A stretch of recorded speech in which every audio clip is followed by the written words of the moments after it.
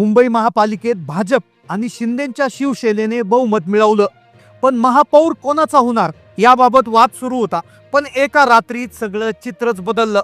सर्वांना वाटत होतं भाजपला जास्त जागा मिळाल्या आहेत, त्यामुळे भाजपचा महापौर बसणार.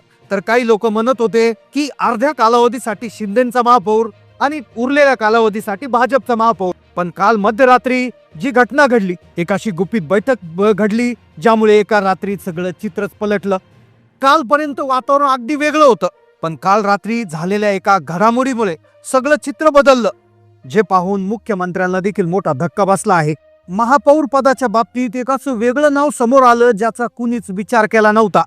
मुंबई ही देशाची आर्थिक राजधानी, जिथे समुद्राच्या लाटाप्रमाणे राजकारणही कधी शांत नसतं. पण काल मध्यरात्री जे घडलं त्याने केवळ महाराष्ट्रालाच नाही तर संपूर्ण देशाला हादरवून सोडलं.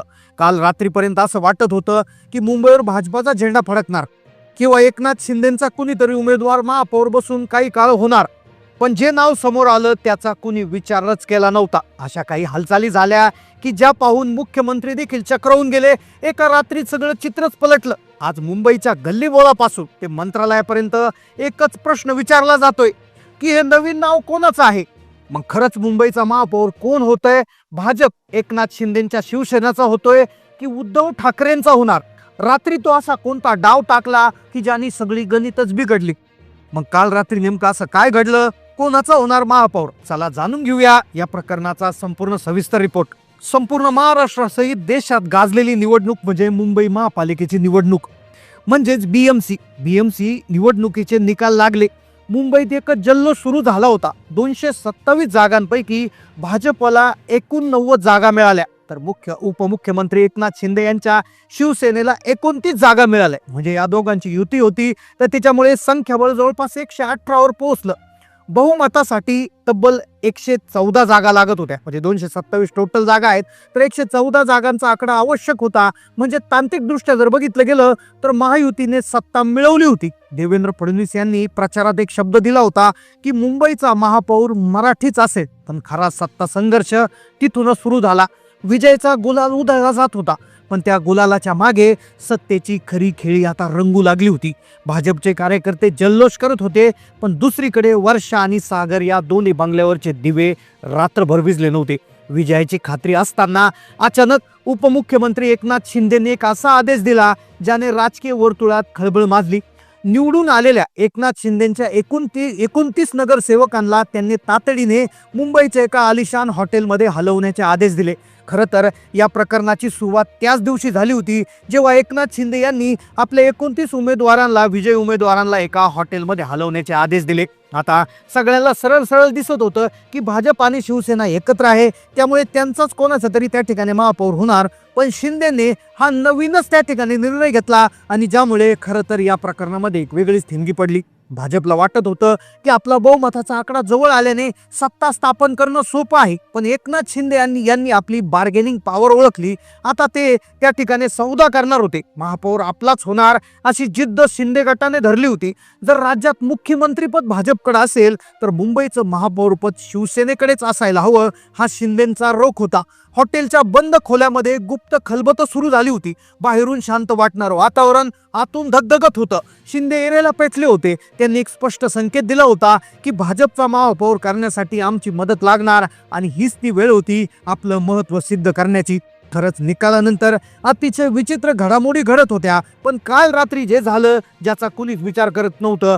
भाजपचा महापौर होण्यासाठी भाजपने नाकेबंदी सुरू केली होती. अर्थातच बहुमत त्यांच्याकडे होतं. सगळ्यात मोठा पक्ष म्हणून मुंबईत त्यांचं नाव आलेलंच होतं. पण शिंदेंनी आपले जे उमेदवार होते त्यांना एका हॉटेलमध्ये नेलं होतं. आता इकडे रस्सीखेच सुरू असताना उद्धव ठाकरे यांनी एक वेगळंच वक्तव्य केलं आणि ज्यामुळे या प्रकरणाला वेगळं वळण मिळालं. खरं तर काल दुपारी हे धक्कादायक वक्तव्य उद्धव ठाकरेंचं आलंच होतं, पण काल रात्री जे घडलं ज्याचा कोणीच विचार केला नव्हता. इकडे भाजप आणि शिंदे गटात रस्सीखेच सुरू होती. मध्यरात्री मातोश्रीवरून एक अशी बातमी आली ज्याने सत्ताधारी गोटात शांतता पसरवली. उद्धव ठाकरे आपल्या काही खास सेवेदारांसोबत चर्चा करत होते. निकालात ठाकरेंच्या शिवसेनेने 65 जागा जिंकून आपण अजूनही शर्यतीत आहोत, ठाकरे ब्रँड हे आहेच हे दाखवून दिलं होतं. पण खरी खळबळ उडाली ती त्यांच्या एका वाक्याने. पत्रकार परिषद उद्धव ठाकरे घेत होते त्यावेळेस ते अतिशय संथ आवाजात म्हणाले, जर देवाची इच्छा असेल तर मुंबईचा महापौर आमचाही होऊ शकतो. आता हे वाक्य साधं नव्हतं, लोकांना कदाचित वाटेल ते असं म्हणत असतील, पण देवाची इच्छा म्हणजे नेमकं काय? आता हे कोणत्या देवाची इच्छा असेल की मुंबईचा महापौर उद्धव बाळासाहेब ठाकरे यांच्या शिवसेनेचा होणार आहेत? उद्धव ठाकरे कोणत्या चमत्काराची अपेक्षा करत होते? खरंच आतून काय चाललं होतं? ते कोणाच्या संपर्कात होते? असे चेहरे कोणते होते की जे आता भाजप किंवा शिंदेची साथ सोडून उद्धव बाळासाहेब ठाकरे यांच्या शिवसेनेमध्ये जाणार होते? नाही, एका वाक्याने भाजपच्या गोटामध्ये कमालीचा तणाव निर्माण केला आणि रात्री 2 वाजता फोनच्या रिंगा वाजू लागल्या. दिल्लीपर्यंत या विधानाचा अर्थ शोधला जाऊ लागला. उद्धव बाळासाहेब ठाकरे यांच्या शिवसेनेचा महापौर कसा काय होणार? 65 जागा जिंकून ते नेमकं कोणाची मदत घेणार होते? साधारणपणे काल रात्री घडलेली ही घटना होती. रात्रीचे 3 वाजले. मंत्रालयासमोरील सागर बंगल्यावर देवेंद्र फडणवीस देखील गंभीर चर्चेत मग्न होते. त्यांच्या डोक्यात मुंबईच्या विकासाचं स्वप्न आणि भाजपचा पहिला महापौर बसवण्याची जिद्द होती. पण शिंदेचे नगरसेवक हॉटेलमध्ये असणं आणि ठाकरेंनी अगदी भयानक वाक्य वापरणं, या 2 गोष्टींनी पेच प्रचंड निर्माण केला होता. फडणवीस विचार करत होते, जर शिंदे गट फुटला किंवा त्यांनी पाठिंबा देण्यास नकार दिला तर काय? दुसरीकडे वर्षा बंगल्यावर एकनाथ शिंदे शांतपणे फेऱ्या मारत होते. त्यांनी ठाकरेंच्या प्रभावातून मुंबईला पूर्णपणे बाहेर काढायचं होतं, पण स्वतःचं अस्तित्व धोक्यात न घालता कार्यकर्त्यामध्ये अस्वस्थता होती. मुंबईच्या हवेत गारवा होता, पण राजकारण मात्र अगदी तणावाच्या शिखरावर पोहोचलं होतं. असं म्हटलं जातंय की काल रात्री काही गुप्त गाठीभेटी झाल्या असाव्या. काही संशयास्पद गाड्या वर्षा बंगल्याहून मातोश्रीकडे गेल्या, मातोश्रीकडून त्या ठिकाणी वर्षा बंगल्यावर गेल्याचे तर्क लढवले गेले आहेत. भाजपचे नेते शिंदेंना समजावण्याचा प्रयत्न करत असावेत, पण शिंदे आपल्या भूमिकेवर ठाम होते. मुंबई आपली आहे, मुंबईवर भगवाच हवा, पण तो आमच्या शिवसेनेचा ही भूमिका पेच वाढवत होती. मुख्यमंत्री हैराण झाले होते, कारण त्यांना ठाकरेच्या त्या ईश्वरी संकेताची धास्ती वाटत होती. राजकारणात रात्रीतून भूकंप होऊ शकतात, हे महाराष्ट्राने अनेकदा अनुभवलं आहे. त्यामुळे शेवटपर्यंत कोणाचं पारडं जड ठरेल हे सांगणं आता कठीण होऊ लागलं होतं. मुंबईचा पुढचा राजा कोण हे गुपित अजूनही त्या रात्रीच्या अंधारात कुठेतरी दडलं होतं. आता आपण या घटनेच्या अशा वळणावर आलो की जिथे पडद्यामागचं सत्य हळूहळू उलगडायला लागले.